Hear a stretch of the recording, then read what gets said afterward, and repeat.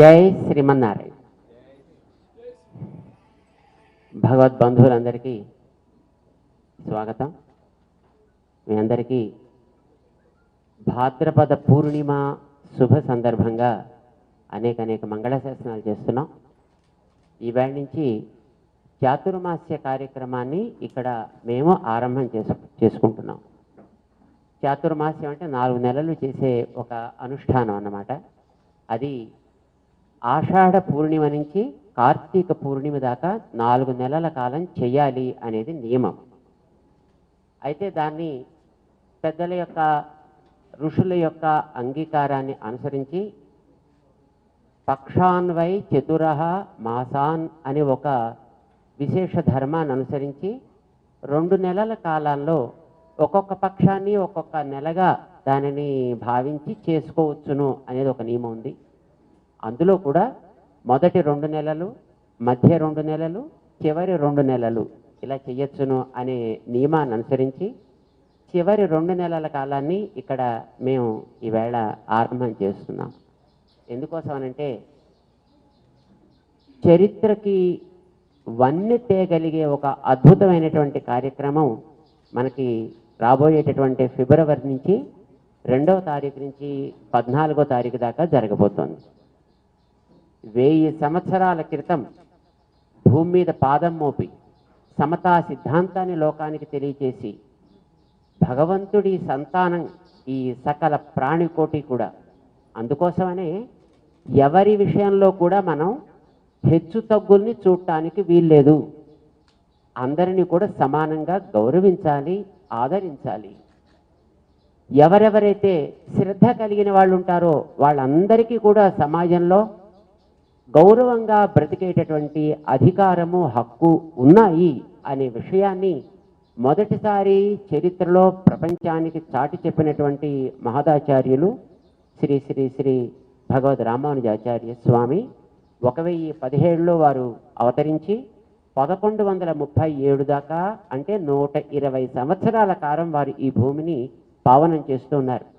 ఈ భూమిని దక్షిణం నుంచి ఉత్తరం దాకా అంటే కాశ్మీర్ తీరాల దాకా, అటు ప్రక్కన తూర్పు ప్రాంతాల్లో నేపాల్ దాకా కూడా సంచారం చేసి సమాజంలో ఉండేటటువంటి ప్రజల జీవన విధానాన్ని అంతటిని కూడా గమనించి సమాజంలో ఆ రోజుల్లో ఉండేటటువంటి భయంకరమైనటువంటి అడ్డుగోడలన్నింటినీ కూడా తొలగించి సమసమాజ స్థాపనని కేవలం మాటలతో చెప్పడం కాకుండా చేతలతో చేసి నిరూపించినటువంటి ఆచార్యులు భగవద్ రామానుజాచార్యులు వారు. సాధారణంగా పరిపాలకులు, ప్రభువులు, విద్యావంతులు, సామాన్యులు ఇవి 4 ప్యారలల్ లైన్స్లో నడుస్తూ ఉంటాయి సమాజంలో. ఒకరు చెప్పిన దాన్ని మరొకరు అంగీకరించారు. రామానుజుల వారి యొక్క గొప్పతనం ఏంటంటే ఆ రోజుల్లో వారు అందించినటువంటి సమతా సందేశాన్ని పరిపాలకులు అంగీకరించారు, సామాన్య జనం దాన్ని అనుసరించారు, విద్యావేత్తలు కూడా అంగీకరించి రామానుజుల వారి మార్గం మనందరికీ కూడా శరణ్యం. నచేద్ రామానుజేత్యేష చతురక్షరి కామ అవస్థాం ప్రపద్యంతే జంతవ హంత మాదృశ అని వారందరూ కూడా భావించారన్నమాట. అంటే రామానుజ అనేటటువంటి 4 అక్షరాల ఆ వ్యక్తిత్వం లేకపోతే ఏమయ్యుండేవాళ్ళం మాలాంటి విజ్ఞానవంతులం అందరం కూడా అని భావించారు.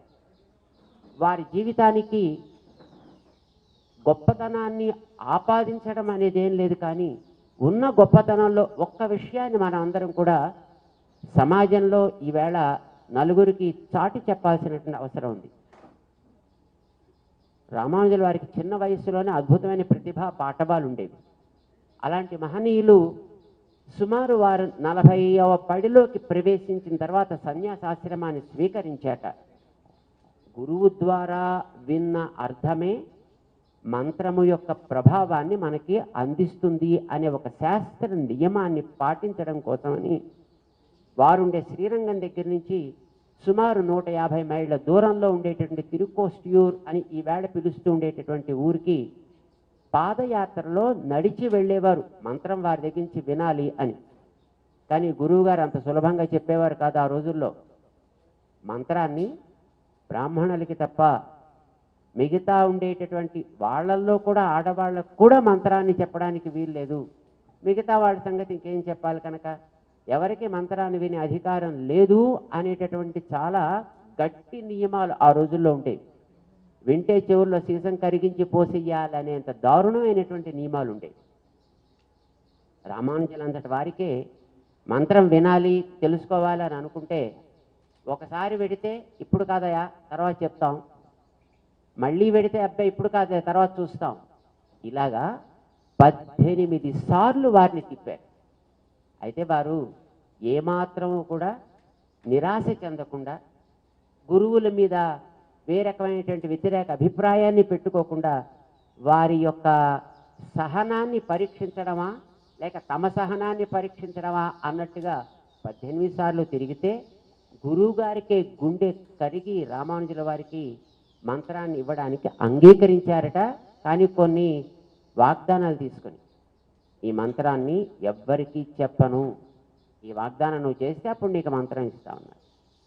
రామానుజుల వారు ఈ 18 సార్లు తిరిగే ప్రాసెస్లోనే మార్గ మధ్యంలో ఉండేటటువంటి ఎంతోమంది మహానుభావులు, మీలాంటి మహానుభావులకే ఇది అందడం ఇంత కష్టమైతే ఇక మాలాంటి సామాన్యుల గతి ఏమిటండి అని వాళ్ళంతా ప్రార్థన చేస్తే, నాకే కనుక గురువుగారు అనుగ్రహిస్తే తప్పకుండా దాన్ని మీ అందరికీ కూడా నేను పంచుతా. ఈ వాగ్దానం వారి ముందర చేసి ఉండడం చేత గురువుగారి దగ్గర మంత్రం తీసుకోగానే బయటకు వచ్చి పక్కన ఉండేటువంటి గోపురం పైకెక్కి వెంటనే మంత్రాన్ని అందరికీ లోకానికి విరజిమ్మారు. గురువుగారికి తెలిసింది. ఓ నరసింహ రూపాన్ని ధరించి బయటకు వచ్చి, ఏమయ్యా నా మాట కాదన్నావు కనుక నీకు రౌరవాది నరకాలు వస్తాయి. రామానుజుల వారు కేవలం పండితులే కాదు, అద్భుతమైనటువంటి ప్రతిభాశాలి కూడా. గురువుగారి కోపం వచ్చింది, దాన్ని ప్యాసిఫై చేయాలి. అంచేత వెంటనే గురువుగారి దగ్గర సాష్టాంగం చేసి, ఆచార్య ఈ మంత్రం వింటే ఏమొస్తుందండి? కష్టాలు పోతాయి, సుఖాలు వస్తాయి, ఎవరికైనా కదా. అవును, మరి నీ గతి ఏమిటయ్యా? ఇంతకీ నీ వాడి కష్టాలు సుఖాల సంగతి దేవుడు, నీ సంగతి ఏమిటి అంటే, స్వామి మీ ఆజ్ఞని నేను అతిక్రమించలేదండి. ఎందుకంటే మీ పాదుకల్ని ముందు పెట్టుకుని నేను ఈ మంత్రాన్ని అందరికీ అందజేశా. చేత నేను కాదు అందించింది, మీ పాదుకలే అందించే. ఈ మాట వినేటప్పటికీ గురువుగారికి కాస్త ఈగో తృప్తి కలిగింది. వారు కాస్త సహనం శాంతించారు. అది అయిన తర్వాత, స్వామి ఇంత లోకం తరించేటప్పుడు ఒక్కడిని అల్పుణ్ణి నేను నరకానికి పోతే ఏం కనుక, వేల మంది లక్షల మంది జనాలు సుఖపడేటప్పుడు ఒక్కడు కష్టపడడం పెద్ద తప్పేం కాదు కదా, అంచేత నరకం వచ్చినా నేను సిద్ధమే అని అన్న మాట గురువుగారికి గుండె కరిగి రామానుజుల వారిని ఆలింగనం చేసుకుని, మాకంటే నువ్వే గొప్పవాడువయ్యా, మేమేదో చాలా ఇప్పటిదాకా విజ్ఞానవంతులు అని అనుకుంటున్నాం, కాదు కాదు, లోకంలో వాళ్ళ యొక్క కష్టాలని తీర్చాలి, లోకమందరినీ బాగు చేయాలనే నీ తపన ఈవేళ సమాజానికి కావాలి. మా విజ్ఞానం కాదు కావాల్సింది, రాబోయే తరాలకి నీ తరఫు నీలాంటి విజ్ఞానం కావాలి కనుక నా కుమారుణ్ణి కూడా నీకే అప్పగిస్తున్నా, ఇతనికి కూడా నీలాంటి విజ్ఞానం కలిగేట్టుగా తయారు చేయి. రామానుజుల వారికి 5 మహానుభావులు ఆచార్యులుగా ఉండేవారు. ఒక్కొక్కరు కూడా మొదట్లో వ్యతిరేకత కలిగి ఉండి రామానుజుల వారి యొక్క ఔదార్యాన్ని, వారికి ఉండేటటువంటి మానసికమైనటువంటి వైశాల్యాన్ని చూసిన తర్వాత తమ కుమారుల్ని రామానుజుల వారికి అప్పగించి వారి ద్వారా ఈ విజ్ఞానాన్ని వాళ్ళు నేర్చుకుని లోకాన్ని బాగు చేయాలని కోరుకున్నటువంటి మహనీయులు. ఇది ఆ వేళ రామానుజుల వారు చెప్పడం ఆ వేళటికి ఎంత అవసరమైందో, సుమారుగా 500 సంవత్సరాల వరకు వారి యొక్క ఆ పరంపర సమతా స్ఫూర్తి సమాజాన్ని అద్భుతంగా మార్చింది. దక్షిణ భారతదేశంలో అయితే మనం పెద్దగా చెప్పాల్సిన అవసరమే లేదు, ఇక్కడ ఈ ప్రాంతంలో చాలా భక్తి సంప్రదాయం వ్యాపించింది. ఉత్తర భారతదేశంలో రాజస్థాన్, గుజరాత్, యూపీ, హర్యానా, కాశ్మీరం, అటు ప్రక్కన బీహార్, ఇన్ని రాష్ట్రాల్లో కూడా ఆ వేళ రామానుజుల వారు అందించినటువంటి ఆ సమతా స్ఫూర్తి ఆ ప్రాంతాన్ని అంతటిని కూడా భక్తి సిద్ధాంతంలో ముంచెత్తింది. అయితే తర్వాత మళ్ళీ భారతదేశానికి పాశ్చాత్యుల ఆక్రమణలు ఆరంభమైన తర్వాత సమాజాన్ని ముక్కలు చెక్కలు చేసి పాలించడమే లక్ష్యం కావడం చేత సమాజంలో ఉండే మళ్ళీ అంతరాలని వాళ్ళు పైకి తీసుకొచ్చి ఈవేళ సామాజికంగా మనం చూసే ఈ దారుణ స్థితికి వాళ్ళు ఆ వెల్టి పునాది వేశారు. సమాజంలో ఎప్పుడైనా సరే వ్యక్తి తనని తానెప్పుడు హింసించుకోడు. తన దేహంలో ఎన్నో అవయవాలు ఉన్నాయి. చేతులు, కాళ్ళు, కళ్ళు, ముక్కు, నోరు, పళ్ళు, నాలుక, క్రూరమైన పళ్ళు, మధ్యలో మెత్తటి నాలుక. కానీ ఒకదాన్ని ఒకటి ఎప్పుడు హింసించుకోకుండా అన్ని కలిసి పనిచేస్తుంటే కారణం ఇదంతా నాది అని అనిపించింది కనుక రామానుజులు వారు ఈ సిద్ధాంతాన్ని చాలా అద్భుతంగా వారు గమనించారు. సమాజంలో వర్ణంతో, కులంతో, జాతితో, ఆస్తి అంతస్తులతో ఎన్నో అంతరాలు ఉన్నప్పటికీ కూడా వీరందరూ నా అనే భావన కనుక ఏర్పడినట్టయితే ఈ సమాజంలో ఉండే ఉద్రిక్తవాదాలు తగ్గుతాయి. ఇది రామానుజుల వారి యొక్క విశ్వాసం. అందుకోసమనే నా అనే భావన ఎప్పుడు కలుగుతుంది? మనమందరం ఒక కుటుంబానికి చెందితే, మనమంతా మొత్తం ఈ భూమికి పుట్టినటువంటి సంతానమే. ఈ భూమిలోంచి ఏర్పడేటువంటి ఆహారాన్ని తినే మనం అంతా బతుకుతున్నాం. పేర్లు ఏమైనా మనం పెట్టుకోవచ్చు, మతాలు ఏమైనా అనుకోవచ్చు, కులాలు ఏమైనా అనుకోవచ్చు, వర్ణాలు వర్గాలు ఎవరు ఏమైనా అనుకోవచ్చు. కానీ మనందరం కూడా ఒక భూమికి సంతానం. ఈ భూమిని పాలించేవాడు ఒక్కడే ఈశ్వరుడు.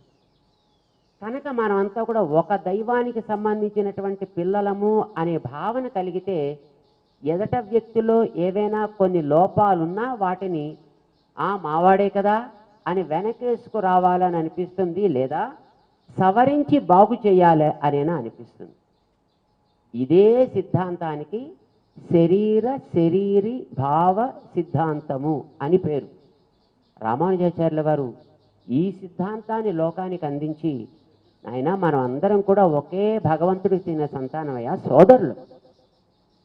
ఈవేళ వసుధైవ కుటుంబకం అని అంటున్నారే, ఈ మాటకి ఆవేళ రామానుజుల వారు ఒక సైద్ధాంతికమైనటువంటి నిరూపణ చేసి సమాజానికి అందించడం చేత సమాజంలో అందరూ కూడా కలిసిమెలిసి జీవించారు. ఈవేళ మనం చూస్తున్నాం, ఒక కులం వాళ్ళు ఆ కులానికి సంబంధించిన మరొకళ్ళని తట్టుకోలేకపోతున్నారు. ఒక మతం వాళ్ళు తమ మతానికి చెందినటువంటి మరొకళ్ళని తట్టుకోలేకపోతున్నారు. ఈవేళ ప్రపంచంలో చూసేటటువంటి స్థితి మనకి చాలా నిరాశాజనకంగా కనిపిస్తోంది, భయానకంగా కూడా కనిపిస్తోంది. ఉద్రిక్తత పెరుగుతోంది. ఏ క్షణంలో ఏ ప్రక్క నుంచి ఏ రకమైనటువంటి వాతావరణం ఒకసారి బ్లాస్ట్ అవుతుందో తెలియనటువంటి ఒక స్థితి ఉంది. కారణం వ్యక్తుల్లో పరస్పరము అర్థం చేసుకోగలిగే హృదయం కంటే నా ఆధిపత్యమే చెల్లుబాటు అవ్వాలనేటటువంటి ఒక అహంకారపు పోకడ. ఇది తగ్గాలంటే మనం అందరం ఒక కుటుంబం వాళ్ళమే అనే భావన కలగాలి. దానికి బీజారోపణ చేసి పెంచినటువంటి మహనీయులు రామానుజులు కనుక వారి యొక్క ఆ సిద్ధాంతం ఈ ప్రస్తుత వర్తమాన కాలంలో మనం గమనించేటటువంటి స్థితికి ఇది అప్రాప్రియేట్ మెడిసిన్ అని మేము విశ్వసిస్తున్నాం. మేమే కాదు, పెద్దలందరూ కూడా ఆ మాట చెప్తున్నారు. రామానుజుల వారి యొక్క అవతారం జరిగి 1000 ఏళ్ళు అయింది. ఇప్పుడు వారు 1017లో వచ్చారు. 2017కి 1000 ఏళ్ళు పూర్తయ్యాయి. అంటే ఇప్పుడు మనం ఆ 1000 సంవత్సరాలు పూర్తయిన కాలంలో ఉన్నాం కనుక ఆ 1000 సంవత్సరాల స్ఫూర్తిని ఒక్కసారి మళ్ళీ మనం తీసుకొని వారి యొక్క ఆ సైద్ధాంతికమైనటువంటి ఆలోచన విధానాన్ని సమాజానికి సరి అయిన దిశలో అందించగలిగితే ప్రస్తుతం మనం చూసేటటువంటి ఉద్రిక్త వాతావరణం కాస్త శమించి మళ్ళీ ఒకరినొకరు అర్థం చేసుకోగలిగేటటువంటి స్థితి ఏర్పడుతుంది అనేది మా భావన. రామానుజుల వారి యొక్క ఆనాటి సమతా స్ఫూర్తి సిద్ధాంతము తిరిగి మళ్ళీ ఈవేళ సమాజానికి అందించాల్సిన అవసరం మనందరికీ ఏర్పడడం చేతనే దాన్ని అందరికీ తెలియచేయాలి అని ఇక్కడ మన ఈ శ్రీరామనగరం అంటాం మనం ఈ ప్రాంతాన్ని. ఈ శ్రీరామనగరంలో రామచంద్రుడి యొక్క ఛాయలో రామానుజాచార్యుల వారి యొక్క ప్రపంచంలో రెండవ స్థానాన్ని చేరేటటువంటి ఒక పంచలోహ మూర్తి, కూర్చున్న పంచలోహ మూర్తుల్లో ఈ రామానుజాచార్యుల వారు ఇప్పుడు ఇక్కడ మనం నిర్మాణం చేసుకున్నది 2వ స్థానాన్ని ఆక్రమిస్తుంది అనమాట. ఎందుకు ఇంత పెద్ద మూర్తిని ఏర్పరచాలి అని పెద్ద ప్రశ్నలు వచ్చాయి మొట్టమొదట. ఎందుకు ఏర్పడాలంటే ఇంత మూర్తిని చూడగానే ఎవరు వీరు అనే ఆలోచన బయలుదేరుతుంది. ఏం చేశారు వారు ఘనకార్యం అనే ప్రశ్నలు వస్తాయి. వారు ఇచ్చింది సమతా స్ఫూర్తినయ్యా, సమతా సందేశాన్ని అని మనం తెలియచేస్తే దాన్ని తెలుసుకోగలిగేటటువంటి అభిరుచి, జిజ్ఞాస కనుక వ్యక్తుల్లో మనం ఏర్పరచగలిగితే తప్పనిసరిగా సమాజానికి క్షేమం కలుగుతుంది అనేటటువంటిది ఒక విశ్వాసం. రెండవది, ఇప్పుడు ఈవేళ మన వాతావరణాన్ని చూస్తున్నాం. 17లో ఆరంభం చేయవలసిన మూర్తిని మనం 2001లో ఆరంభం చేసుకుంటాం, 2002లో ఆరంభం చేసుకోబోతున్నాం. ఎందుకంటే మధ్యలో ఏర్పడ్డ కరోనా ప్రభావం చేత ఈ ప్రపంచం అంతా కూడా మొత్తం అతలాకుతలం అయిపోయింది. ఆ వైరస్ ఏమిటో తెలియదు, ఎలా ఉంటుందో తెలియదు, ఏం చేస్తుందో తెలియదు, దేనివల్ల తగ్గుతుందో తెలియదు. కానీ వ్యాపించిన వైరస్ యొక్క ప్రభావం మాత్రం ప్రపంచం అంతా కూడా చవి చూసింది, ప్రతి కంట్రీ చవి చూసింది. మన దేశంలో అయితే 2 వేవ్స్ అయ్యాయి ఇప్పటిదాకా. మొదటి వేవ్లో వృద్ధులందరికీ జరిగింది ఉపద్రవం, రెండో వేవ్లో యువతకు కూడా ఉపద్రవం జరిగింది. ప్రభుత్వాలు, వైద్య శాఖలు కూడా మళ్ళీ 3వ తరంగం వచ్చే అవకాశం లేకపోలేదు సుమా, చిన్నపిల్లల్ని ఈసారి మనం జాగ్రత్తగా చూసుకోవాల్సిన బాధ్యత ఉంది అని అంటున్నారు. దానికి మన వైద్యాలయాల నుంచి చిన్నపిల్లల యొక్క ఆరోగ్యాన్ని రక్షించుకోవడానికి, రోగనిరోధక శక్తిని పెంచుకోవడానికి కావాల్సిన ఔషధాలను ఇప్పుడు ఈవేళ 10,000 మందికి వితరణ చేస్తున్నారు. ఒక 15 రోజులు వేసుకోవాల్సినటువంటి క్రమంలో ఈ తరాన్ని మనం బాగు చేసుకోవాల్సినటువంటి బాధ్యత అయితే మనందరికీ ఉంది. రేపు జరగబోయేటటువంటి ఈ రామానుజుల వారి యొక్క మూర్తి ఆవిష్కరణ ఫిబ్రవరి అంటే మాఘమాసం ఆరంభం కాగానే 12 రోజుల పాటు జరుపుతూ దీంతో పాటు సమాజానికి, వాతావరణానికి కూడా ఉపకారం జరిగే ఒక కార్యం చెయ్యాలి అనేటటువంటి నిర్ణయం తీసుకున్నారు మన పెద్దలందరూ కూడా. 1984వ సంవత్సరంలో భోపాల్ గ్యాస్ ట్రాజడీ మీరందరికీ బహుశా జ్ఞాపకం ఉంటుంది. మీరందరూ కూడా అందులో నిష్ణాతులు కనుక మీకు దాని గురించినటువంటి పెద్ద వివరణ ఇవ్వాల్సిన అవసరం లేదు. ఆ సమయంలో ది హిందూ అని మన దగ్గర ఒక ఇంగ్లీష్ మ్యాగజైన్ ఒకటి ఉంది. ఆ మ్యాగజైన్లో ఒక పెద్ద ఆర్టికల్ ఇచ్చారు 84లో. రాత్రి సుమారుగా 2:30 గంటలకి గ్యాస్ లీక్ జరిగింది అక్కడ భోపాల్లో. చాలా ఇండ్లలో ఉండే వాళ్ళందరూ చనిపోయారు. ఒక ఇంట్లో ఉండే 4 మాత్రం చనిపోలేదు, వాళ్ళు మామూలుగానే ఉన్నారు. భార్య, భర్త, 2 పిల్లలు.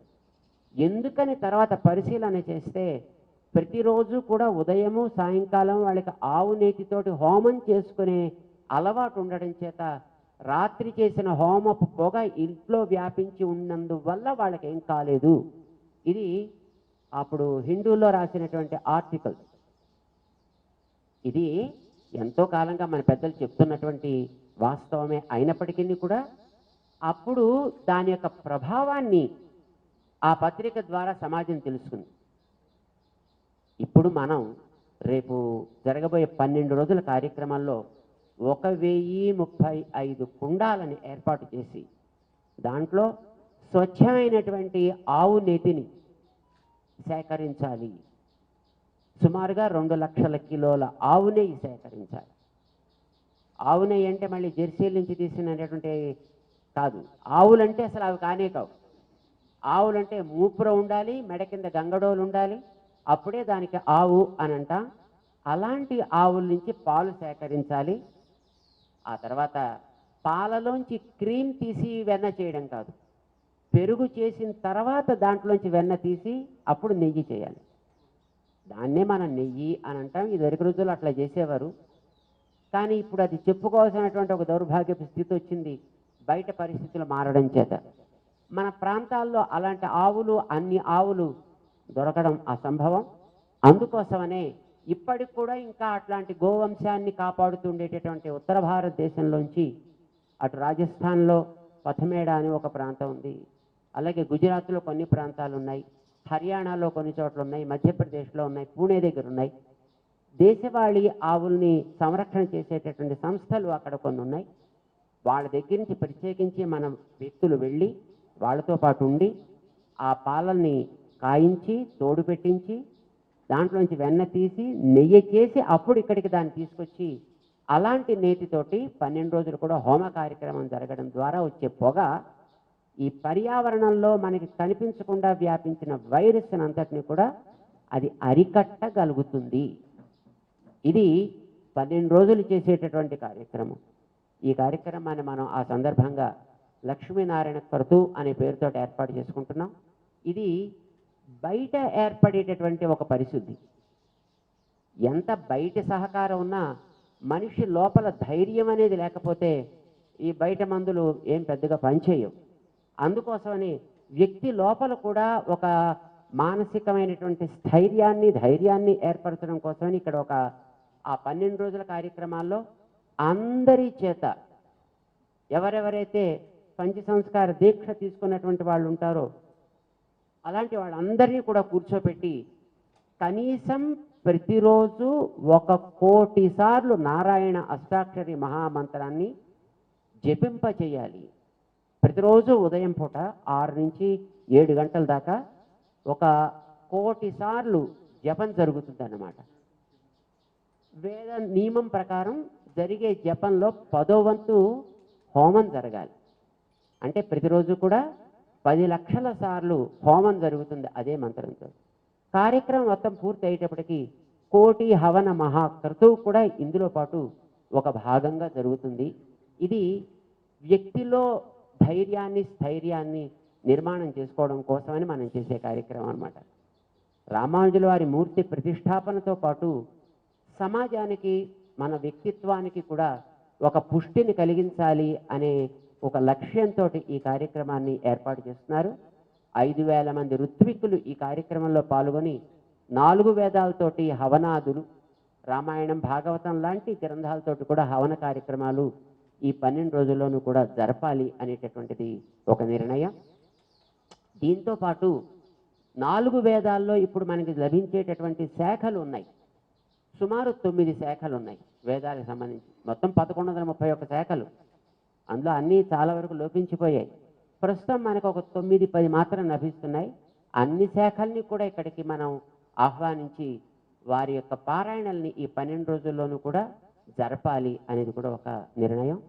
అలాగే ప్రతి హోమశాల దగ్గర కూడా ఒక్కొక్క దేశీయమైనటువంటి గోవుని ఏర్పాటు చేసి గో పూజలు కూడా ఈ సందర్భంగా జరగాలి.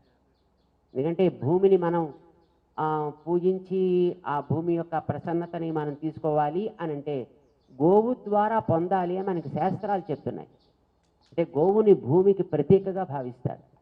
అందుకోసం గో పూజా కార్యక్రమం కూడా ఈ యాగశాలల్లో సుమారు 128 యాగశాలలు ఉంటాయి రేపు జరగబోయే కార్యక్రమంలో. ప్రతి యాగశాలలోనూ 8 కుండాలు ఉంటాయి. ఏ దిక్కుల్లో ఏ రకంగా జరగాలి అనేటటువంటిది మనకి ఆగమాలు ఆదేశించినటువంటి క్రమంలో ఇవి జరుగుతాయి. ఈ కార్యక్రమం 12 రోజులు జరుగుతూ ఈ రామానుజుల వారి యొక్క బృహన్మూర్తిని లోకార్పణం చేసుకోవాలి అనేటటువంటిది సంకల్పం. ఈ కార్యక్రమానికి ఇది ఒక వ్యక్తి కోసం కాదు, ఒక ఊరు కోసం కాదు, ఒక రాష్ట్రం కోసం కాదు, ఒక దేశం కోసం కాదు, సమాజం అంతా బాగుండాలనేటటువంటి సంకల్పంతో మనం చేసుకునే కార్యక్రమం కనుక మన దేశానికి పాలకులుగా ఉండేటటువంటి పెద్దలందరూ కూడా ఈ కార్యక్రమంలో భాగం పంచుకొని దీని వైభవాన్ని లోకానికి అంతటికీ కూడా వాళ్ళు తెలియజేస్తే బాగుంటుంది అనేటువంటి అభిప్రాయంతో మేము ఈ దీక్ష ఆరంభానికి పూర్వం ఢిల్లీ వెళ్ళడం జరిగింది. రాష్ట్రపతి గారిని కలిసాం, ప్రధానమంత్రి గారిని కలిసాం, ఉపరాష్ట్రపతి గారిని కలిసాం, మన సేనా మంత్రి గారిని కలిసాం, అలాగే మన ఇన్ఫ్రాస్ట్రక్చర్ చేసేటటువంటి మంత్రి గారు మన గడ్కరీ గారిని, రాజ్నాథ్ సింగ్ గారిని, పర్యావరణం చూసేటటువంటి మంత్రివర్యుల్ని, అలాగే మన హోం శాఖ అమాత్యులైనటువంటి శ్రీమాన్ అమిత్ షా గారిని, వీరందరినీ కూడా కలిసి వారందరినీ కూడా ఆహ్వానించడం జరిగింది. చాలా ప్రోత్సాహకరంగా వారందరూ కూడా ఈ కార్యక్రమానికి రావడానికి అంగీకరించారు. విశేషించి మన ప్రధానమంత్రి గారు వీలైనంత వరకు వసంత పంచమి 5వ తారీఖు నాడు వస్తోంది మనకి ఫిబ్రవరిలో. ఆ వేళ ఈ కార్యక్రమానికి వచ్చి రామానుజుల వారి యొక్క బృహన్మూర్తిని ఆవిష్కరించడానికి ప్రయత్నం చేస్తాము అని వారి యొక్క అంగీకారాన్ని తెలియజేశారు. కార్యక్రమం పూర్తి అయ్యేటప్పటికి, అంటే 14వ తారీఖు నాడు మనకి మహాపూర్ణాహుతి జరుగుతుంది. ఆ మహాపూర్ణాహుతి కార్యక్రమంలో మన రాష్ట్రపతి గారు పాల్గొని దాని యొక్క సంపన్నతకి శోభని చేకూరుస్తాము అని వారు అంగీకరించారు. మిగిలినటువంటి పెద్దలందరూ కూడా ఈ మధ్యలో కార్యక్రమానికి వచ్చి కార్యక్రమంలో పాల్గొంటాము అని అంగీకరించారు. మనం తెలంగాణ రాష్ట్రంలో ఈ కార్యక్రమాన్ని చేస్తున్నాం కనుక ఇక్కడ మన రాష్ట్ర ముఖ్యమంత్రులు, మన రాష్ట్ర గవర్నర్ గారు ఈ కార్యక్రమానికి ఆతిథేయులుగా ఉంటారు. ఆతిథేయులు అంటే హోస్ట్ అన్నమాట. వచ్చేటటువంటి వారంతా కూడా అతిథులుగా ఉంటారు. ఇక్కడ ఈ కార్యక్రమాన్ని ఈ ప్రాంతాల్లో చేసుకోగలగడం అనేటటువంటిది మనందరి అదృష్టం. మేము ఇక్కడికి 2004వ సంవత్సరంలో ఇక్కడ మొదటిసారి ఇక్కడ అడుగుపెట్టాం. అప్పటికి ఈ ప్రాంతంలో ఏ రకంగానూ కూడా ఏమీ లేదు. ఇక్కడ మొట్టమొదటిసారి ఇక్కడ అడుగు పెట్టినప్పుడే ఇది ఒక అద్భుతమైనటువంటి స్థానం అవుతుంది. ఎందుకంటే ఇక్కడ మధ్యలో ఎత్తుగా ఉండి అన్ని వైపులా పల్లంగా ఉండేటటువంటి కూర్మాకృతిలో ఉండేటటువంటి నేల ఇది. మన డాక్టర్ రామేశ్వరరావు గారు మొట్టమొదటిసారి మమ్మల్ని ఇక్కడ తీసుకొచ్చి చూపించినప్పుడు ఇక్కడ పండితులంతా చూసి ఇది కూర్మపృష్ఠ భూమి, ఇక్కడ ఏ కార్యం చేసినా అది అద్భుతమైనటువంటి ప్రభావాన్ని లోకానికి అందిస్తుంది అని చెప్పారు. ఏదైనా చిన్న స్థాయిలో జరగదు, ఇక్కడ బృహద్ రూపాన్ని ధరిస్తుంది అన్నారు.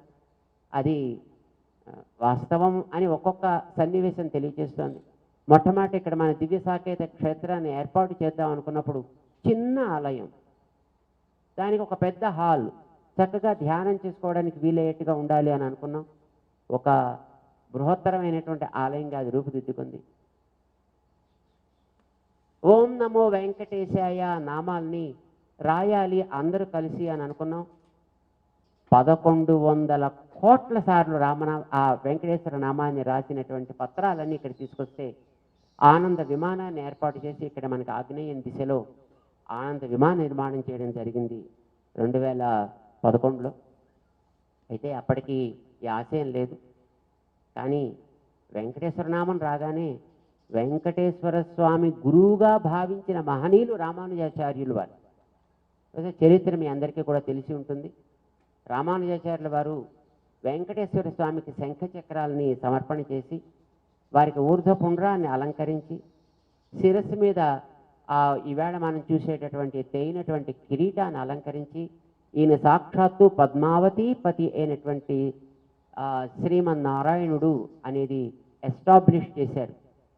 దానివల్ల రామానుజుల వారిని వెంకటేశ్వర స్వామి వారికి కూడా గురువు అని సంభావిస్తారు పెద్దలందరూ కూడా.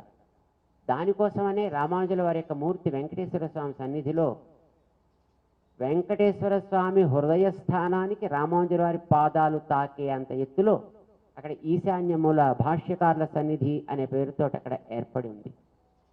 వారిని ఆచార్యులుగా భావిస్తారనమాట ఇవాళకి కూడా. చేత ఎప్పుడైతే ఇక్కడికి వెంకటేశ్వర స్వామి నామాలు ఇక్కడ 1100 కోట్ల నామాలు ఇక్కడ చేరాయో రామానుజుల వారు కూడా ఇక్కడికి రావాలి అని అనిపించింది. లేకపోతే రామానుజాచార్యుల వారి మూర్తిని మొట్టమొదటి ఎక్కడో తమిళనాడు ప్రాంతంలో ఏర్పాటు చేస్తే బాగుంటుంది అని మొట్టమొదటి మేము అనుకున్నాం. కానీ రామానుజుల వారు ఒప్పుకోలేదు. ఈ ప్రాంతపు ప్రభావాన్ని వారు గుర్తించి ఉండడం చేత ఇక్కడ మనం ఉండాలి, ఇక్కడి నుంచి మొత్తం మన ప్రపంచానికి అంతటికి కూడా సమతా సందేశాన్ని అందించాలి అని అనుకుని ఉంటారు. రామేశ్వరరావు గారికి ప్రేరణ కలిగించారు. సుమారు 100 ఎకరాల స్థలాన్ని దానికోసం కేటాయింపు చేశారు. 216 అడుగుల ప్రపంచంలో అతి ఉన్నతమైనటువంటి భగవద్ రామానుజుల వారి మూర్తి పంచలోహమయంగా ఇక్కడ ఏర్పాటేటట్టు చేశారు. రాబోయే ఫిబ్రవరిలో పెద్దలందరూ వస్తున్నారు, మన దేశ అధినేతలందరూ కూడా వస్తున్నారు.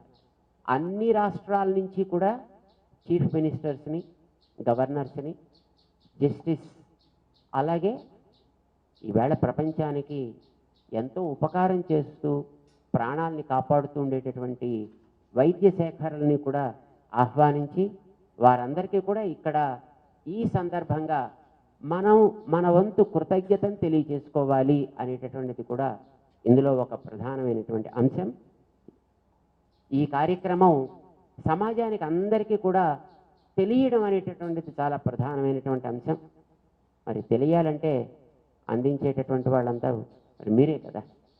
ఎందుకంటే సమాజానికి మీరు కేవలం చెవులు మాత్రమే కాదు, కళ్ళు కూడా. చూడగలిగిన వాళ్ళు, చూసిన దాన్ని వినగలిగిన వాళ్ళు, విన్నదాన్ని అందరికీ వినిపించగలిగిన వాళ్ళు కూడా. అందుచేత దీన్ని అందరికీ అందజేసేటటువంటి ప్రధాన బాధ్యత మీ అందరి మీద ఉంది.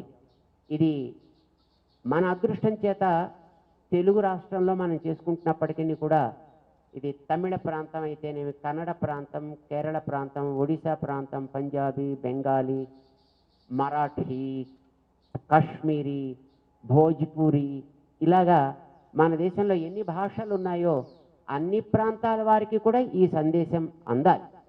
ఈ కార్యక్రమానికి కేవలం మన దేశం నుంచే కాకుండా ప్రపంచ దేశాల నుంచి కూడా ఎంతోమంది పెద్దలు రావడానికి సిద్ధంగా ఉన్నారు.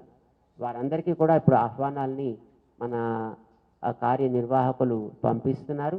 వారందరూ కూడా ఇక్కడికి వస్తారు. వారందరికీ తగినటువంటి రీతిలో మనం చక్కటి స్వాగత సత్కారాలు ఏర్పాటు చేసి కార్యక్రమాన్ని దర్శించి మంచి స్మృతులతోటి, మధుర స్మృతులతోటి, స్వీట్ మెమరీస్ తోటి వారందరూ కూడా తిరిగి మళ్ళీ వాళ్ళ ప్రాంతాలకి ఈ సమతా సందేశాన్ని తీసుకువెళ్ళగలిగేట్టుగా చేయాల్సినటువంటి బాధ్యత మనందరిది. అందుకోసమనే ఆ శక్తి మనలో ఏర్పడాలి. దాన్ని మన గురువులు మనకి ప్రసాదించాలి. రామానుజాచార్యుల వారిని సమాజానికి చీకట్లు తొలగించి వెలుతురు ప్రసాదించినటువంటి గురువు వరేణ్యులుగా మనం భావిస్తున్నాం. అందుకోసమనే ఈ వేళ నుంచి రామానుజుల వారి మూర్తి ఆవిష్కరణ జరిగేదాకా 2 పనులు చేస్తే బాగుంటుంది అని సమాజానికి అంతటికీ కూడా మేము ఒక సూచనని చేస్తున్నాం. మనందరినీ కూడా ఈవేళ మనుషులుగా తీర్చిదిద్దిన వాళ్ళు మన గురువులు, దాంట్లో సందేహం అయితే లేదు. అయితే ఒక్కొక్కరికి జీవ గురువులు ఉండొచ్చు, ఒక్కొక్కరికి ప్రకృతే గురువు కావచ్చు. శ్రీమద్ భాగవతంలో మహానుభావుడైనటువంటి యదువుకి అవధూత నాకు 24 మంది గురువులు ఉన్నారోయ్ అని చంద్రుని గురువుగా చెప్పాడు, చెట్టుని గురువుగా చెప్పారు, చీమని గురువుగా చెప్పారు, ఒక తేనె టీగని గురువుగా చెప్పారు, పాకే ఒక పాముని గురువుగా చెప్పాడైనా. ప్రవహించేటటువంటి ఒక పిల్ల కాలువ, సముద్రంలోంచి ఆటుపోట్లకి నీళ్లు వస్తుంటాయి, అలాంటి ఒక పిల్ల కాలువని తను గురువుగా చెప్పుకున్నాడు. ప్రపంచంలో మనకి జ్ఞాన ప్రసాదాన్ని కలిగించిన ప్రతి సన్నివేశం కూడా ఒక్కొక్క గురువే. ఆ గురువుల ప్రభావం చేతనే ఈవేళ మనం మనుషులుగా జీవించగలుగుతున్నాం. అందుచేత మనం గురు పరంపరని స్మరించుకుంటూ ఈవేళ నుంచి గడపాలి. ఫిబ్రవరిలో జరగబోయే యజ్ఞంలో కుండాలు 1035 135. ఈవేళ నుంచి మన ఆ కార్యక్రమానికి ఉండే రోజుల్లో కూడా 135. సరిగ్గా 135 రోజులే మనకి ఇప్పటి నుంచి అప్పటికి సమయం ఉంది. అంటే కౌంట్ డౌన్ ఆల్రెడీ స్టార్ట్ అయింది అన్నమాట.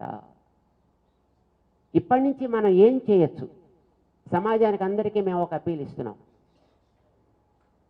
మన గురువులు ఎవరు అనేది అందరికీ ఒక్కళ్ళే గురువుగా ఎప్పుడు ఉండరు. ఒక్కొక్కళ్ళకి ఒక్కొక్కరు గురువుగా ఉంటారు. ఒక్కొక్క మార్గంలో నడిచే వాళ్ళకి ఒక్కొక్క గురువు ఉంటారు. ఎవరు మనకి గురువైనా ఆ గురు పరంపరనంతటిని కూడా మనం ఇవాళ నుంచి స్మరించుకునేటువంటి ఒక ఉద్యమాన్ని చేద్దాం. అందరికీ ఒక మంత్రం, వందే గురు పరంపరాం. ఈ మంత్రాన్ని మనం ఇవాళ నుంచి అందరం చెప్పించాం. ఎందుకంటే చాలామందికి రామానుజుల వారి నామం చెప్పచ్చు కదా అని అనిపించవచ్చు. ఓకే, రామానుజుల వారి నామం చెప్తే అయ్యా మీరంతా రామానుజుల వారు ఫాలోవర్స్ అండి, మీరు చెప్పుకోండి. మేము శంకరాచార్యుల వారి ఫాలోవర్స్ అండి, మేము ఎందుకు చెప్పాలండి? లేదు మేము మహావీరుడు ఫాలోవర్స్ అండి, మేము ఎందుకు చెప్పాలండి?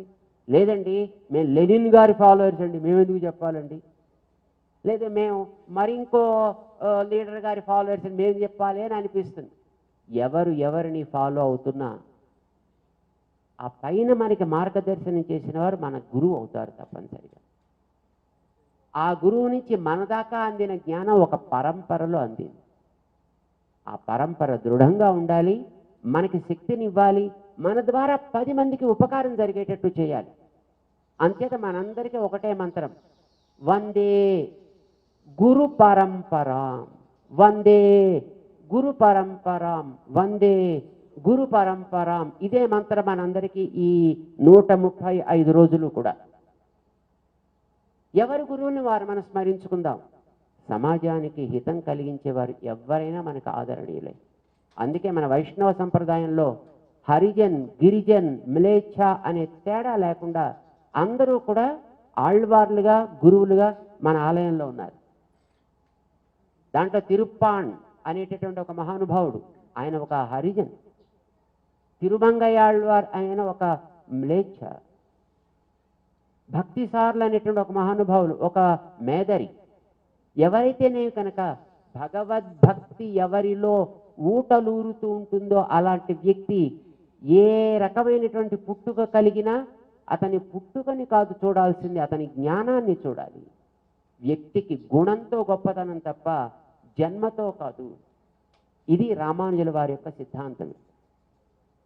అందుచేత మనందరం కూడా అలాంటి గురువుల యొక్క మార్గాన్ని దృఢతరం చేసుకుందాం, బలవత్తరం చేసుకుందాం, మన శక్తిని పెంచుకుందాం. ఇమ్యూనిటీ పవర్ అని వాళ్ళు అంటున్నారే, ఈ పవర్ని మనలో పెంచుకుందాం. బయట వాతావరణపు కాలుష్యాన్ని తొలగించగలిగేటటువంటి యజ్ఞ కార్యక్రమాన్ని ఇక్కడ మన ఋత్వికులందరూ చేస్తారు. మనం అందరం కూడా ఆరోగ్యంగా, ఆనందదాయకంగా కలిసి ఒక కుటుంబంగా రాబోయేటటువంటి కాలంలో జీవించగలిగే వాతావరణం ఏర్పడాలి. రామానుజుల వారు దానికి మనకి మార్గ దర్శనం చేయాలి అనే ఈ కార్యక్రమాన్ని శ్రీ రామానుజ సహస్రాబ్ది సమారోహము అనే పేరుతోటి కార్యక్రమాన్ని మనం జరుపుకోబోతున్నాం. అందరినీ కూడా ఇందులో ఆహ్వానిస్తున్నాం. అంత అద్భుతమైనటువంటి కార్యం చేసిన రామానుజుల వారికి 108 దివ్య క్షేత్రాల నుంచి ప్రేరణ లభించింది. రాముడు పుట్టిన అయోధ్య కూడా ఒక ప్రేరణా స్థలమే. ఎందుకంటే రాముడు ఒక బోయవాణ్ణి తన ఆప్తుడు అనుకున్నాడు. ఒక బోయత శబరి ఇచ్చినటువంటి పండ్లను తాను ఆరగించాడు. ఒక కోతి సుగ్రీవుణ్ణి, ఆంజనేయ స్వామిని తనకి రక్షకులను భావించాడు. ఒక రాక్షసుడైన విభీషణ్ణి కూడా తన సోదరుడిగా భావించాడంటే ఇంతకంటే ఇంకా సమత ఎవరు చూపించగలరు కనుక ఇది కూడా రామానుజుల వారికి ఒక అద్భుతమైనటువంటి ప్రేరణ. ఇలాంటి 108 క్షేత్రాలు ఉన్నాయి మన భారతదేశంలో. ఉత్తర భారతంలో ఉన్నాయి, దక్షిణ భారతంలో ఉన్నాయి. మనకి బద్రికాశ్రమం, ముక్తినాథ్ నేపాల్ దేశంలో ఉంది. ఇలాంటివన్నీ కూడా వారికి ప్రేరణ కలిగించడం చేత ఇక్కడ మన ఈ స్థానంలో రామానుజుల వారి చుట్టూ శిలామయంగా 108 దివ్య క్షేత్రాలని కూడా నిర్మాణం చేయడం జరిగింది. వాటిలో ఆయా క్షేత్రంలో ఏ పద్ధతిలో మూర్తుంటారో అదే పద్ధతిలో ఇక్కడ ప్రతిష్టాపన కూడా జరగబోతుంది. 3 కాలాల్లో ఆరాధన కూడా జరగబోతుంది. అంటే ఇక్కడ ఏ రకమైనటువంటి లోపం రాకుండా జరిగేంత వ్యవస్థ ఇక్కడ ఏర్పాటు చేస్తున్నారు. ఇవన్నీ కూడా ఒక రామానుజుల వారిని సమాజానికి అందించినట్లే దీన్ని దర్శనం చేసే ప్రతి వ్యక్తికి ఆ స్ఫూర్తిని ఇచ్చి ఒక్కొక్కరిని రామానుజులంత ఉన్నతమైనటువంటి ఆశయాలు కల వ్యక్తిగా తయారు చేయాలి అనేటటువంటిదే ప్రధాన కోరిక. అందుకోసమనే ఎంతో శ్రమపడి, ఎంతో ఖర్చు, ఎంతో సమయం అయినప్పటికీ కూడా ఇందులో ఏ లోటు లేకుండా ఇప్పటి కాలంలో ఉండేటువంటి మన సాధారణ వ్యక్తులకు కూడా అది ఒక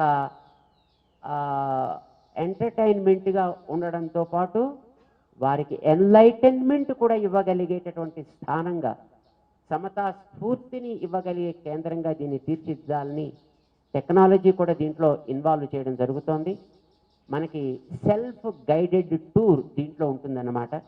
ఎవరో ఒకళ్ళు వచ్చి మనకి ఎక్స్ప్లెయిన్ చేయక్కర్లేకుండా వాటి యొక్క ఇంపార్టెన్స్ని తెలుసుకోవడానికి వీలయ్యేటటువంటి సెల్ఫ్ గైడెడ్ ఆడియో డివైజెస్ వచ్చిన వాళ్ళందరికీ కూడా ఇచ్చి వాళ్ళు కోరుకున్న భాషలో, వారు కోరుకున్నంత సమయంలో వాటిని వినగలిగేటటువంటి పద్ధతిలో ఈ టెక్నాలజీని ఇక్కడ దీంట్లో ఇన్వాల్వ్ చేస్తూ ఆ డివైజెస్ తయారు చేస్తున్నారు.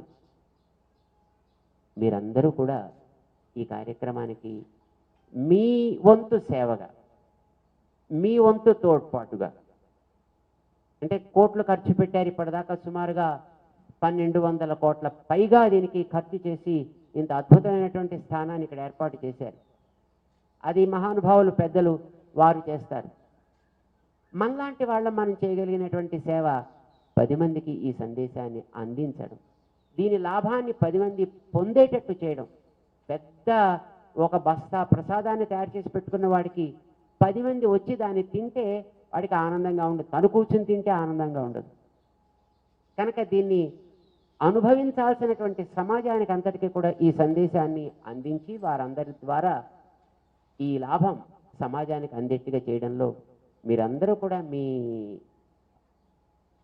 సేవని, మీ సమయాన్ని, మీకుండేటటువంటి టాలెంట్ని, మీకుండే శక్తిని అందిస్తారని మేము మిమ్మల్ని అందరినీ కూడా ఆహ్వానిస్తున్నాం. చాలా ఉత్సాహంగా ఈవేళ మీరందరూ కూడా వచ్చారు. ఈవేళ నుంచి ఆరంభమయ్యేటువంటి చాతుర్మాస్యం 2 నెలల కాలం కూడా దానికి కావాల్సినటువంటి ప్రిపరేటరీ ఏర్పాట్లన్నీ కూడా ప్రారంభం చేస్తున్నారు.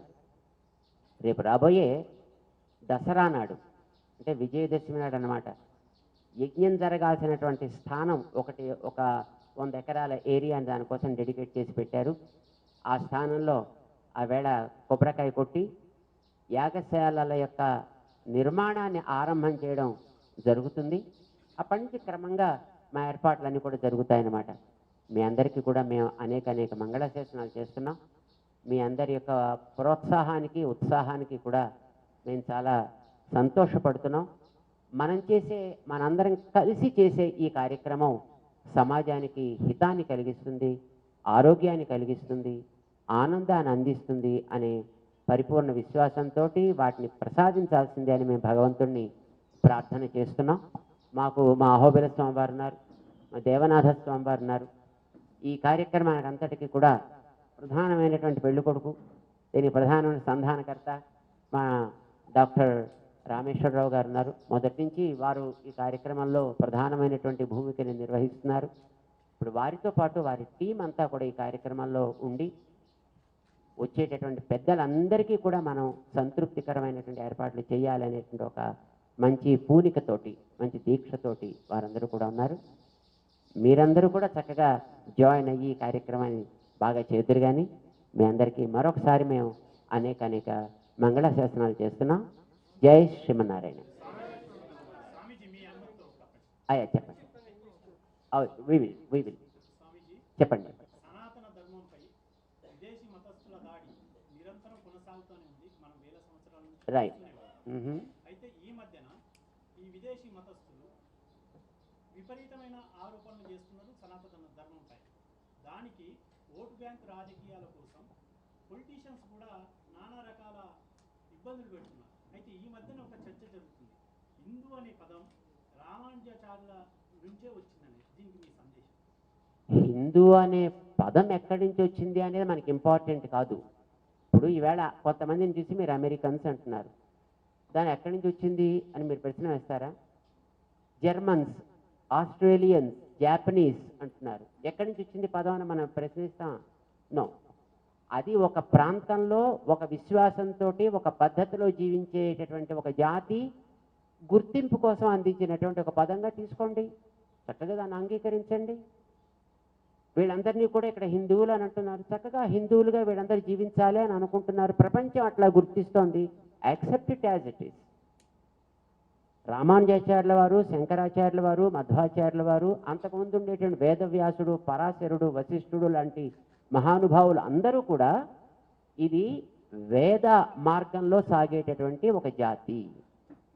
ఈ దేశంలో ఉండేవాళ్లే కాదు, ఈవేళ భూమి మీద ఉండేటటువంటి ప్రతి మానవుడు కూడా వైదికమైనటువంటి జీవన విధానంలోంచి వచ్చిన వ్యక్తులే.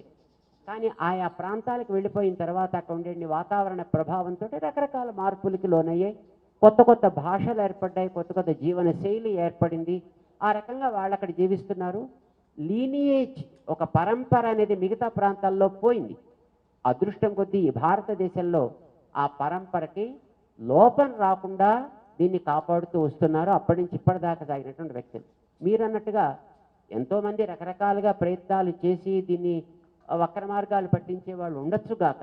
అయినప్పటికీ కూడా దీనిని విశ్వసించేటటువంటి జాతి కేవలం పాండిత్యం కలిగినటువంటి చదువుకున్న జాతి మాత్రమే కాదు, అడవుల్లో నివసించేటటువంటి ఒక ట్రైబ్, ఆదివాసీ జనం కూడా చక్కటి బొట్టు పెట్టుకుని, చేతులు గాజులు వేసుకుని, మెడలో ఆభరణాలు ధరించి, కాళ్ళకి మట్టిలో తొడుక్కుని వాళ్ళు సాగించేటటువంటి నిత్య జీవన విధానంలో దంపుకునే బియ్యానికి కూడా గోవిందనామాలు చెబుతూ రామనామం చెబుతూ చేసుకునే అంత స్ట్రాంగ్ రూటెడ్గా దీన్ని మన పెద్దలు ఏర్పాటు చేసి పెట్టారు. అందుచేత మధ్య మధ్యలో తప్పనిసరిగా మీరు ఆన్స్లాట్స్ వస్తుంటాయి. ఇందాక మీకు మేము ఒక మాట చెప్పాం, 1000 ఏళ్ల క్రితం రామానుజులు ఇచ్చిన సందేశం 500 ఏళ్ళు నిరాఘాటంగా సాగింది. Again there was an onslaught. అయితే దాన్ని తిరిగి గుర్తించి అరే దీన్ని మళ్ళీ మనం కాపాడుకోవాలనుకునేటటువంటి ఒక స్ఫూర్తి స్పందన ఈ జాతిలో ఉండేటటువంటి అట్టడుగు వర్గాల దగ్గర నుంచే ఆరంభమైంది. అందుచేత ఇది కేవలం పండితులు పాటించేటటువంటి ధర్మం కాదు, ఇది అతి సామాన్యమైనటువంటి వ్యక్తి దగ్గర నుంచి జీవనంలో మమైకమైనటువంటి ధర్మం. ఇది తప్పనిసరిగా కొన్ని బాధలు ఏర్పడతాయి, అప్పుడు కొంత గ్లాని అన్నారు. అందుకోసమే యదా యదా హి ధర్మస్య హానిర్భవతి అన్నది కృష్ణుడు, గ్లానిర్భవతి అన్నాడు. చిక్కిపోవడం అనేది జరుగుతూ ఉంటుంది, మళ్ళీ మనం దానికి ఇమ్యూనిటీ బూస్టర్స్ వేయాల్సి వస్తూ ఉంటుంది, మళ్ళీ దానికి కాస్త ఆక్సిజన్ పెట్టాల్సి వస్తూ ఉంటుంది, మళ్ళీ కొంచెం దృఢంగా తయారు చేసుకోవాల్సి వస్తూ ఉంటుంది.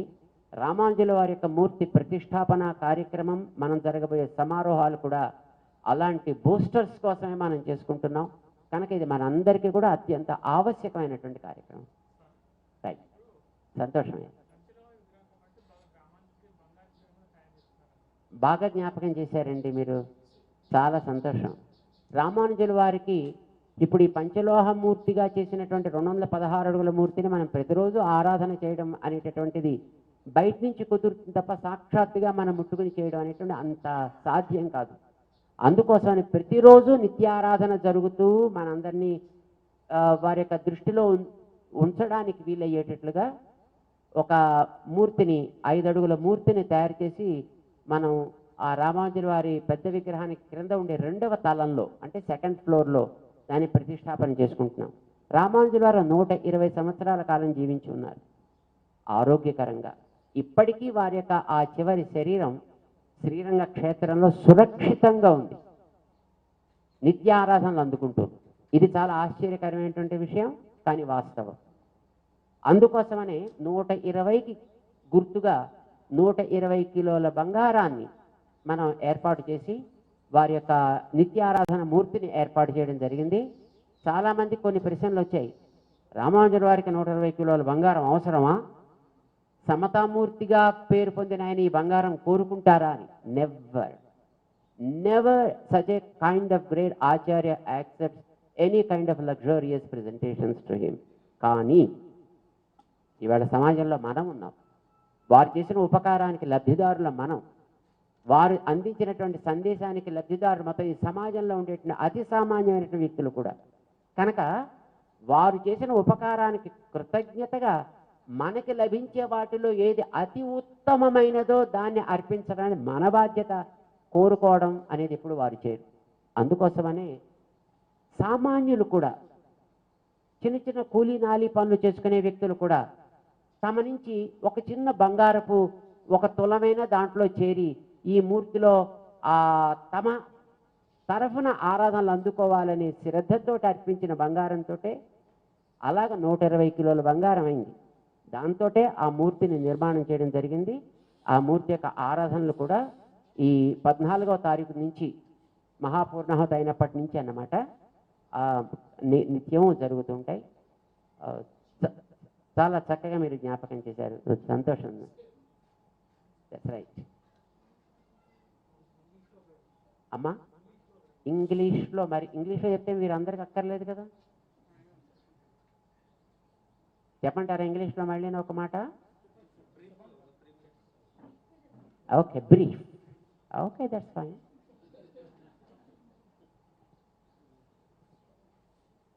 World gets chances not every now and then, but there will be a time when God graces this world with rarest of the rarest opportunities, and the appearance of Ramanujacharya during 2017 is one of such greatest opportunities this world ever got. He born during 1017 AD and lived on this earth for 120 years with good health and health, touring entire breadth and width of this country, observing the fate of the people of this land. People at different stages, in different ways, were discriminated in those days. Of course, even today also such kind of things are prevailing. But the discrimination was so high in those days, if ladies, commonly all, and even any other person than the Brahmin, listens to any mantra, nor chants any mantra, his ears must be filled up with molten lead. Chants cut the tongue was the order of that day. We are not pointing out nor criticizing that kind of practice of those days, because we don't know what a kind of situation prevailing in those days. But that was accepted by the society at large. Ramanujacharya was a person with kind and divine heart. So he thought that this kind of practice is not acceptable, because when Rama during Treta Yuga accepted a hunter as his closest friend, when he accepted Sugriva, a monkey king, as his guardian, when he accepted Vibhishana as his own brother, a Rakshasa, as his own brother, means discrimination is not accepted by the scriptures. The great people of this land never accepted that and never practiced that also. That's why Ramanuja thought this kind of practices must be eliminated, should be eradicated. These kind of taboos must be broken to pieces. This was the mission of Ramanuja. First of all, he should be accepted by one and all, for which he proved to himself that he is the master of the Vedic knowledge. He not only studied the Vedas and Vedangas, but proved by the Acharyas that whatever Ramanuja says is the authority. Wonderful thing is that Ramanujacharya visited Kashmir of those days, where there is a place called Sarada Peetham, which was the hub of knowledge. All the great scholars used to visit that place for acquiring knowledge. During the Shankaracharya's lifetime also, it seems that he visited that Sarada Peetham to understand the essence of Brahma Sutras, because the direct disciple of Veda Vyasa during 6,000 years before, that means almost 4000 BC, round about that period, his disciple's grand disciple called Bodhayana understood the essence of Brahma Sutras and presented a beautiful commentary over them called Bodhayana Vritti, and that book is available there, for which Shankaracharya visited that place. Even after, during Ramanuja's period also, he visited that Sarada Peetham and explained the meaning of that Kapyasa Sriti, which is very famously known from Chandogya Upanishad. It seems in the story, the goddess Sarada, that means goddess Saraswati, appeared before him and said, "Oh Ramanuja, I heard during your young age you gave a beautiful description to this mantra. Can I hear from you?" Ramanuja with all humbleness said, "Ma, what should I tell you? You are the Ma of the knowledge. Is it me to explain such a kind of mantra?" But mother with all kindness and grace said, "Hey Ramanuja, I love to listen from you. Just like a mother loves to listen from her babies." Ramanujacharya gave beautiful explanation about that Kapyasa Sruti, listening to which Ma Saraswati was highly pleased and said, "Hey Ramanuj, from today onwards you will be considered as a Bhashyakara." That means the perfect commentator. And then she presented the small deity of Lord Hayagriva, who is considered as the god of knowledge, the horse-necked god, and presented that to Bhashyakara Ramanujacharya Swami and said, keep it with you for your regular worship, and then disappeared. We can understand the scholarship of Ramanujacharya, at the same time understanding the essence of the Vedas as appreciated by goddess Saraswati. Now society accepted Ramanuja. After getting that acceptability by the society, then Ramanuja started his reforms to the society. We know untouchability was one of the greatest crimes on this land people were practicing even in those days. Ramanuja put an end to that. He accepted all the untouchable people, all the downtrodden people, and gave them mantra, gave them Vaishnava Diksha, and said, you are also called as Vaishnavits because you have taken the mantra. And temples also will be opened for you. He opened the doors of the temple in Karnataka, place called Melkote. And then he allowed them into the temple to have the darshan of God, saying, all children should be accepted by God, and there need not be kind of discrimination among his children. God never pleased with it. So he accepted everybody. And not only that, he also accepted such a kind of great people as saints, and they should be worshipped. That's why even today, in all the Vaishnava temples, there are 12 alvars, considered, par excellence with their knowledge. Among such alvars, Tiruppan is a Harijan, Bhaktisara is a Mlecha, Tondaradapudi Alvar was a Brahmin, and Tirumangai Alvar was a BC class person. So there is no question of BC or DC or SC or whatever it is. Bhakti is considered as a supreme of any kind of thing. It is not the birth that is to be considered for a person to be respected by the society, but it is his knowledge and practice. This is what Ramanuja has given importance for. Such a kind of Ramanujacharya's philosophy was there on this land for almost 500 years, unbreakable. But we know very well the situation of this country, the onslaughts by the invaders on this land, from French, from Dutch, from British. They are the people again divided the society under again the name of casteism. Caste, creed and sex and race, like these kind of things, again they pushed into the society and again divided the society, which of course we are still not able to come out of which. Today, the Ramanuja's ideology is necessary for us to eliminate these kind of discriminations.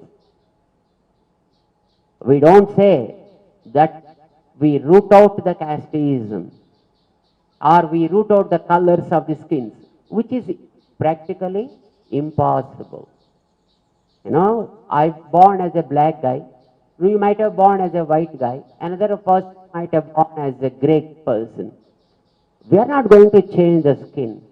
We are not going to eliminate these kind of things. But for sure, we don't want to, discrimination should be shown by virtue of a person's birth. Everybody on this land has a right to earn, learn, eat, dress, and live with respect, and need to lead a decent life at par with anybody on this land. Again, it should be based on one's own efforts also. We give, equal importance to one person, but he never tries to use his ability. He never tries to use his own mind, but he wants just simply sit and want to enjoy the energies of others. I think such kind of people must be taken care. Provided the person is interested in using his own abilities, everybody should have equal importance to learn, earn, enjoy, and lead a decent life with joy. This is Ramanuja's philosophy in short. That is necessary today, because today the society is being torn with the name of discriminations and terrorism. It's just because of the ego. It's just because of the attitude of dominating others, which should be addressed by inculcating them the feel of oneness, the feel of mine. If one feels that he is mine, then he hugs the person. If one thinks that, oh, this is not mine, then he wants to ruin it. Why people are nowadays, trying to get lot of ammunition and dominate on other countries? Just because they think they are not ours. So the feel of mine is very, very important to be inculcated among the people, for which we need to understand that there is only one God. God is always one. I, you, and all these are children of the same God, without any kind of discrimination. And God loves if we both live together, if we both share the joys and pains with each other. But God never feels if one child hurts the other child. That's why it is pretty important now for us to understand that hatred, domination, these are something God never likes, no matter to what religion you belong, no matter what kind of practices that you do. But if you really believe in God, understand God never likes if you hurt somebody. And if you like, and if you love, and if you share good things with others, and see that their pains are reduced, then only God will be pleased. You name that God in your own way. I have no objection to that. You approach him in a way you like. I have no objection. But if at all one believes in God, we should believe in one God. That oneness of God is what Ramanuja taught and said, we are all, no matter what religion, caste, creed, and what not, everything. We are all different limbs of the same God, different parts of the same God. Each part must act on its own way, isn't it? Hand never does the work of a leg. Leg never does the work of head. Tongue never does the work of nose. Nose never does the work of teeth. Each organ should work in its own way. At the same time, all should live with each other in unison. This is what Ramanuja philosophy in short. Such a kind of great Ramanuja gave that philosophy, but after 500 years again distortion started. Now it is the dire need of the hour to bring out such concept and make people understand that we should all live with each other, sharing good and joy with each other, reducing the pains of others. There is no question of dominating one the other. Ramanuja's statue is constructed here because he stands as an iconic personality for the equality. So the project is called as the Statue of Equality, Samata Murti Spurti Kendra. And that equality message is the need of the hour now to the world at large. At the same time, this statue, the Ramanujacharya, got inspiration from 108 Divya Desas, which are spread all over the country, all over the world in general. That's why all those 108 places are created around Ramanujacharya with stone. and the consecration is going to take place from 2nd February to 14th of February for 12 days, during which time 1035 kundas Sri Lakshmi Narayana Yajnam, Mahayajnam is also going to take place. The aim of that is to purify the environment, because nowadays the virus, the dreadful virus, deadly virus is scaring the world. And of course, it's happening since 2 years, but it is still not leaving us. That's why we are all, just wearing the face shields or masks and observing the sanitation process, etc., etc. Of course, we need to follow such kind of things, but at the same time, we should see that this kind of virus should be addressed, eliminated. There is a Vedic process. Offer right ghee with right process, chanting the right mantras. And hence, here, 1035 kundas yagam has been planned, and in which the desi cow's ghee, measuring approximately 200,000 of liters, 2 lakhs of liters of ghee is going to be used in that oven. Such a huge quantity? Yes, it is needed. When the hall is so big and we want to illumine the hall, a small lamp will never do the work.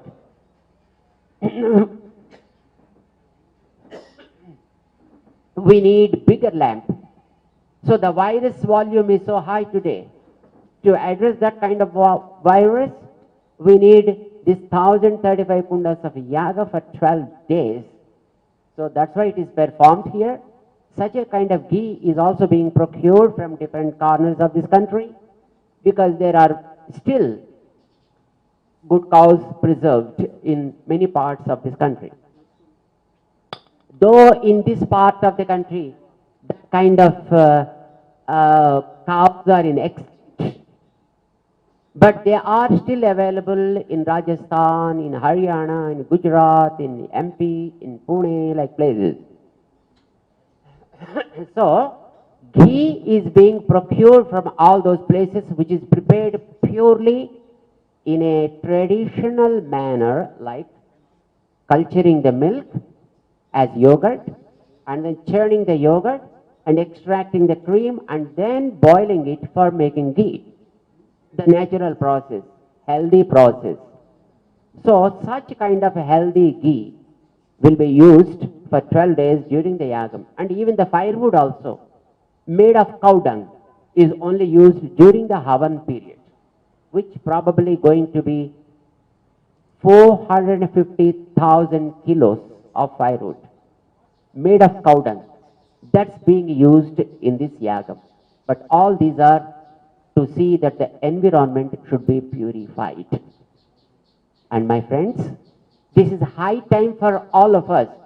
Those who are in belief of equality, those who believe in the values of equality, should join their hands and participate in this function. See that message is spread. Let everybody enjoy the fruit of this action, and let the world live in health and peace with joy. This is the goal of this activity, and there will be about 5,000 Ritviks going to take part in this beautiful yagam. It is very encouraging and also enlightening for all of us to understand that the Honorable President of India gave his consent to participate in this yagam during the Mahapurnahoti time on 14th of this February. And our Honorable Vice President is joining this yagam. And our very beloved and very revered Prime Minister of this country, Shriman Modi ji, is going to unveil and dedicate the Statue of Equality on 5th of February. And our beloved Home Minister Amit Shah ji is accepted to join the activity in one of the days.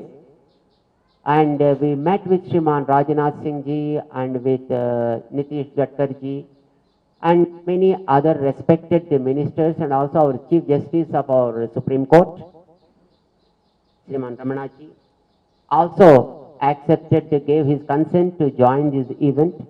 And all are coming and joining this event from 3rd February to 14th of February. Second evening it's going to be initiated. And we are planning to invite all the chief ministers and governors and justices of our country. And at the same time, we wish that all the acharyas belonging to different schools of thought, like Shankaracharyas, Madhvacharyas, and Mahamandaleswaras and different akhadas of North India, and so many other acharyas of adhinams from South India, belonging to Saiva Sampradaya, Shakti Sampradaya, and Basava Sampradaya, and Jain, Madhva, and Buddha Sampradaya, etc. All sorts of the acharyas from all walks of life. We are inviting them all, and we are sure that they love to participate and join the event along with us all. So, we extend our warm and hearty welcome to all the devotees, those who are in India or otherwise any part of the world, to join this event and get the warmth of the Acharya's grace. At the same time, from today on, for us the countdown is 135 days. 1035 Kundas Yagam we are going to have. But till then, we need to strengthen ourselves, isn't it? So, we appeal all the devotees and we extend our invitation to one all.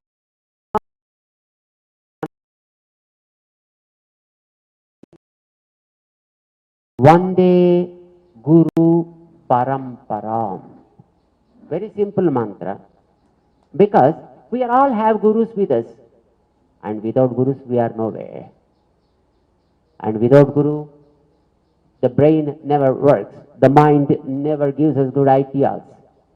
Of course, for some, lively guru may be there. For some, the intellectual gurus may be there. For some, guru may be there in the form of nature. But we are all have gurus. Let's remember the grace of those gurus. Whatever little they did for us, let's be grateful to all of them.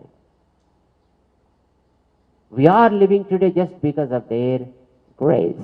And hence, that is the mantra for all of us.